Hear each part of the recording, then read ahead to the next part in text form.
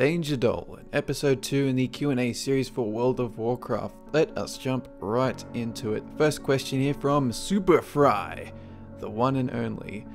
So he says, they removed the 25 daily quests per day limit. This made people binge on every daily available. It was like a smorgasbord of shit that you could stop eating even if you wanted to. What is your opinion on MoP dailies, good or a noose? So I still remember when they released these during Burning Crusade, there was this one in Blaze Edge Mountain. It was like a Simon Says. You had to face your camera directly down, and it was so difficult. I had to keep a notepad with what colors had already shown, which little colored platform to stand on. It was ridiculous. I don't know if any of you guys remember that one, but it was craziness. And there were also these Sketis dailies. We had to like fly through trees and drop bombs and stuff. That was really fun. And then the Isle of Quel'Danas ones came out at the end of BC, and I love them personally, but they burnt me out. There were so many of them. I tried to go back recently, and there were just too many dailies. And the Lich King, I did them because I wanted to pay for my Mechanohog, so I did 25 out of 25 per day, which was the cap. And eventually I got enough money and I paid for my Mechanohog, and then I never wanted to touch another daily ever again because they are intense. Doing them every day is ridiculously intense. My brain nearly had 5 aneurysms in a row, and as we all know, that leads to coma style times. Then in Cataclysm, I just whacked on the tablet and ran dungeons, and that was fine to get reputation. It meant I could actually supplement my rep gain by doing dailies if I was bored and I felt like it, which is very rarely, but I did do that. And then in Pandaria, it was fucked up. I realized that it was actually much easier to just Valor Cap and log off instead, since by the time I unlocked the other pieces from other reputations, I'd only be able to afford like 2 pieces of gear unless I Valor Capped every single week. So we went from using dailies as a supplement to forcing us to do them for lesser charms and unlocking rep gear, which then needed you to grind for Valor Cap every single week, or your daily grinding was essentially pointless. They've fixed it now, and I don't mind doing a weekly Baron's quest to get the lesser charms needed for the Mogu runes. The Valor Cap, still a major problem though, but let's not crap in the restaurant we are in right now. So question number 2 comes from Am I Cool Yet? The Frogman. He says, I don't really like the fact that they got rid of flying as a ghost. It just makes dying even more tedious and just makes me upset every time I do die, since the entire damn continent is mountains and weird pathways, of course. As for a question, how do you feel about this change? Do you think it makes it more of a punishment to encourage people to not die, or is it just some unnecessary change, like when they stopped telling us how many bosses were killed in LFR? My first reaction is the change was petty and it sucks ass, but I like to look at the reasoning behind the change and whether or not I agree with it, since reviewing the negative change without understanding it would just be a negative review. They want death to feel more like a penalty, since back in the old days your character walking back to their corpse took forever and you were liable to respawn in a kobold cave and immediately die again from 500 million evil kobolds that don't like you. So just like removing the Cataclysm portals, it's to stop you from feeling like a lazy fuck. That being said, sometimes it's just a pain in the rectum traversing hills that ever so slightly look climbable, but oh no, you get stuck and now you need to walk around the whole fucking island looking for a path back. If it were me, I'd re-implement the corpse flying, but present obstacles like flying goo piles that slow down your character, or ghosts that root you in place for 5 seconds. Make the experience something more than walk through grey area with creepy music for 2 minutes. So yes, my feelings on the change remain to be, the change is petty and sucks ass. Here's a quick question, why you do this, Dolan? Arctic hair please. Now, as for the next question, I did ask in my last Q&A video to say something you don't like about Pandaria, but Olcest9870 just listed off the things he doesn't like, so I picked one of them.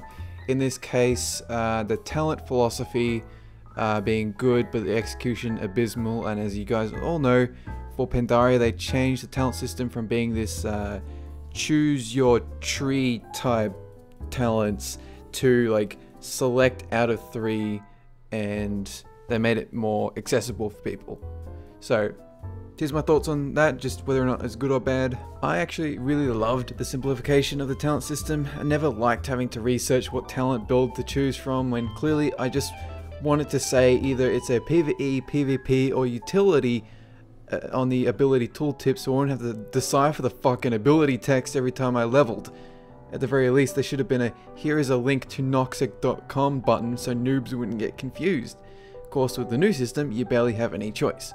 You have 3 abilities to pick from, and each offer really small changes to your character, so much so that I pick my talents now and I forget about the other options until I have to respec. In saying this though, I'm not too fussed about the talent system, and I do love simplicity, so the change worked really well for me, but I can see why the more hardcore fans would feel peeved. It's like dumbing down the difficulty in a dungeon. Good for people who don't care, bad for people who liked that complexity. Next question from Sane to She. So they say, on the gear thing, which is referring to my last video, if it's different shades of the same color, what's to say one purple is the same as another purple in eye level, but one is better for one spec than the other? How would you say that would work? So let me just clarify that it was just an example off the top of my head. I don't claim to be a system designer, nor will I spend the time perfecting a theoretical solution to something I don't own. My point was that gear needs more of a visual reference when differentiating gear between eye levels. Just like abilities on your hotbar have nice looking icons to distinguish them from each other, back in the day people who rated Molten Core had this fancy, shiny, complete gear sets and it was obvious. But now because of transmog, that visual element is gone. To sum up, I like visual shit on my piece of gear rather than some abstract numbers. Next question from Ceci Cod Pope. I play on Southfang, never heard of anyone refer to anything to do with that realm. How many people play on this realm here? So I don't know whether he's referring to the Oceanic Southfang or something else. I assume it's Oceanic. Let's just go with that. So I've got a chart here. It illustrates the numbers in Oceanic realm. So the numbers are dwindling. Almost all of them don't exceed 7 or 8,000 people, and while that does sound really good compared to most of the US realm numbers, which sometimes have been like 1,000, we don't have these super populated realms like Stormrage or Illidan to fall back on, which has like 30,000. So that means all of our realms on the Oceanic are subpar, and the only 2 decent ones are for PvP. So no matter where you go, really, unless you want to do PvP, you're gonna find not many people. This next one from Azarix TV. And once again, guys, when you do these question and answer thingies, you gotta have one question, otherwise I have to pick and choose which one I want to bring up. In this case, I'm just gonna talk about the first one you got here, the leveling experience in Mr. Pandaria. You thought Townlong was pretty cool, but everything else kind of sucked. So I was and still am fine with the lack of flying from 85 to 90 when you're leveling through the Pandaria zones, and I thought a lot of the quest lines were really well done.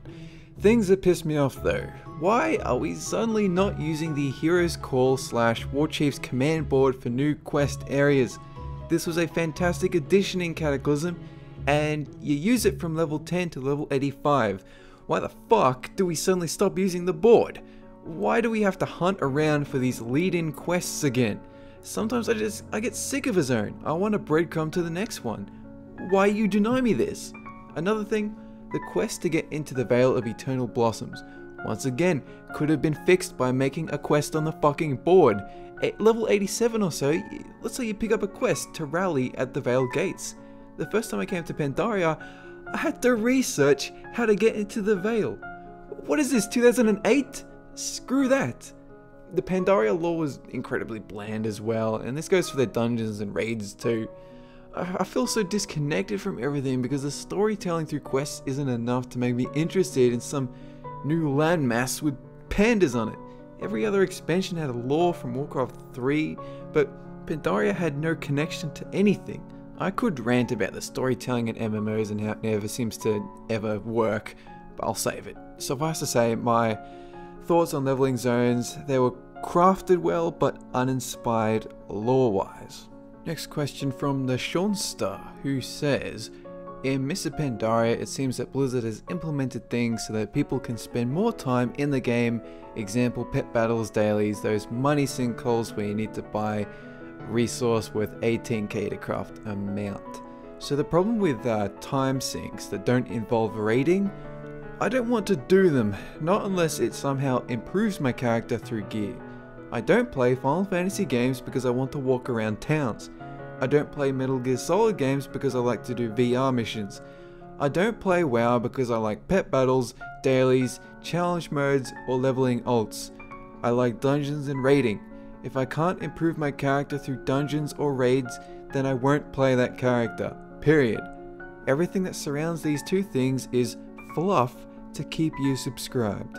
Next question from John Kruger. Why do people hate on pandas so much? It is not like you need to play them, and all the new OP stuff is attached mostly to the monk class that can be any race. So the reason people hate on pandas so much is ho ho ho ho. Next summer. Ho ho ho ho. Prepare for the return of awesomeness. My fist hungers for justice. That was my fist. Next question from Sabatoa79. I don't like LFR. I know I have the choice not to do it, and I know it's catered to the casual player. I feel like it ruins the raiding experience for those of us who do raid in a guild. Just like he said, I've seen the content, now I'm bored. I'm not saying get rid of it, but don't make it one of the main sources to get VP capped.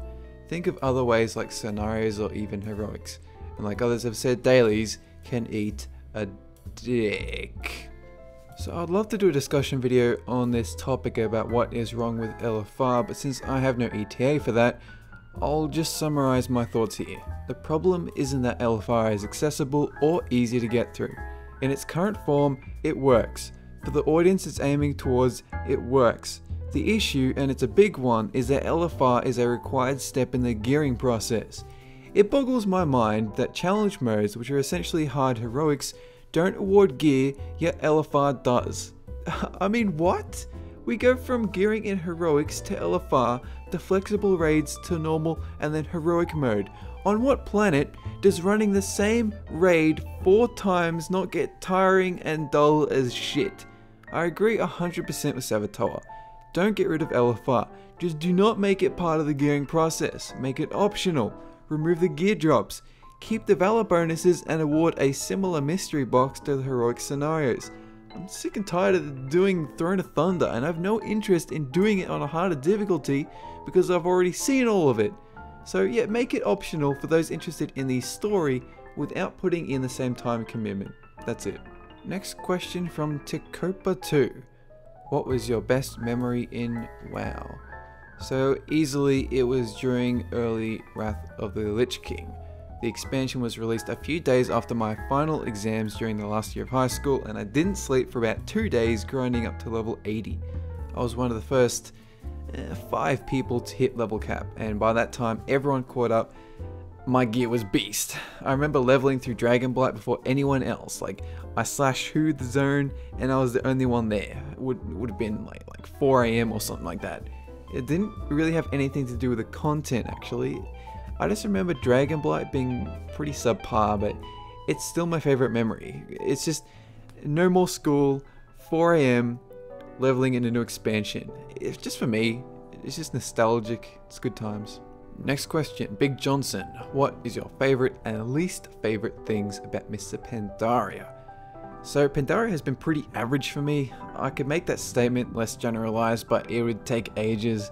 The gist is that a lot of the gameplay, lore and content has stagnated over the last 8 years. Everything in this expansion has been good, but not great, if you get what I mean. Nothing jumps out at me. My favorite parts of Pandaria might sound pretty lame, but I like that you can get Valor points from a bunch of different places, although the Valor cap and LFR loot ruins this pretty fucking hard. The Panda starting zone is awesome, but like with the goblins and worgens, you can't take your panda and start in a different zone if you want to. Even my supposedly favorite things about Mr. Pandaria are actually bad. As for my least favorite things, all this gear gating. Don't dangle welfare loot in my face and tell me shit about a valor cap. If I can grind a level 1 toon to 90 in less than 2 weeks, I should be able to grind enough gear to do normal mode raids in less time. Instead, you reach 90, you reach valor cap, and poof, that's it. You gotta wait 5 or 6 days and try your luck in LFR again. It disgusts me. I should be able to play at my own pace, or not at all. Don't go in between the two. Here's one from Antonio Hernandez. I personally did not enjoy the lore up until 5.3, but I'm glad to see the focus go back to the Horde versus Alliance. What are your thoughts on 5.3 and the upcoming 5.4 patch? The lore is alright, I guess, nothing to write home about. The storytelling in MMOs is really tough because the game isn't really built around creating new story. It's about showcasing existing story in a playable, all-encompassing way. If Blizzard want to show me a story, they should pause the game and do so, like with in-game cutscenes at the Wrathgate and the Jade Forest Shar attack, or in-engine ones like the ones you encounter from time to time while questing, like in Oldham as a prime example. The risk is though, if you take control away from the player for too long or too many times, then it pisses them off, and rightly so. Cutscenes should be a reward for playing, not an annoyance. And a lot of the in-game cutscenes annoy me because they add nothing to the experience. They just show things happening, things they can't show when playing normally. The 5.3 lore showed me things happening, but none of it got me pumped for 5.4. I wouldn't mind knowing what was behind that door in the Rage Fire scenario, but even that was just a thing that happened. I'm way more interested in game mechanics for dungeons and raid than what lore there is at the moment. Come out with a Warcraft 4 RTS and base an expansion on that if you want me to get interested in the story again. Next question, Ian Halcombe. I think that MoP is a strong sign that Blizzard isn't focusing too much on WoW since they're working on Titan, which they're kind of not anymore, but anyway, with the pet battles Pokemon, drastic changes to classes and a complete overhaul of talent trees for the second expansion in a row, and lacking lore, it seems like Blizzard's trying to milk WoW for what they can within the next couple years. Do you agree that Blizzard is giving up on WoW, or that it is as strong as it has ever been? Now look, I haven't seen any evidence of them giving up. I've seen plenty of evidence of players giving up, but not the developers. I think they're doing a good fucking job considering how old the game is and what they have to work with. I actually think they're putting in more effort now than they did when the game was launched, to be honest. Nah, when Blizzard has started giving up, you'll see it turn into Star Wars The Old Republic, a game that releases a content patch as if it were an expansion. And now the final question, this one from Facebook by Fred Delgadillo. Haha, that's a pretty cool name. I usually level toons 80 to 90 in dungeons, mostly on other expansions. They're what many to do, but now there are only 2 per 2 levels. What do you think Blizzard needs to do to make WoW more exciting? Here's a list. Focus on dungeons, raiding and PvP. Fuck pet battles, dailies, brawlers guild and scenarios. Leave quests for expansion releases when we actually enjoy it. Keep all endgame and content patches about raids and dungeons, and provide content for people who like to tank and heal. Make the dungeon experience more dynamic and more difficult. Remove challenge mode timers and implement raid-style 5-man dungeons with week-long lockouts. Only make expansions about lore that already exists, like Queen Azshara, Emerald Dream, and the Burning Legion Homeworld. Stop giving idiots that don't know how to play purple gear that looks the same as heroic gear. Make all future content with flying restrictions. Get rid of gear in LFR. Remove the Valor cap. Make justice points relevant again. Do all that, and I will enjoy the game again. That's it for now, guys. That's all the questions. As for a topic for the next Q&A video, I want you guys to ask me something about the future of WoW, something that's going to come out, something you're looking forward to them possibly implementing, something that is your dream implementation. Pretty much like what I was just talking about just then with my checklist of things that would improve the game. Ask me a question about something you want in the game. An expansion, a new class, whatever. Ask me something about what you want, and I shall cater to your YouTubian whims, motherfucker. Have a good one.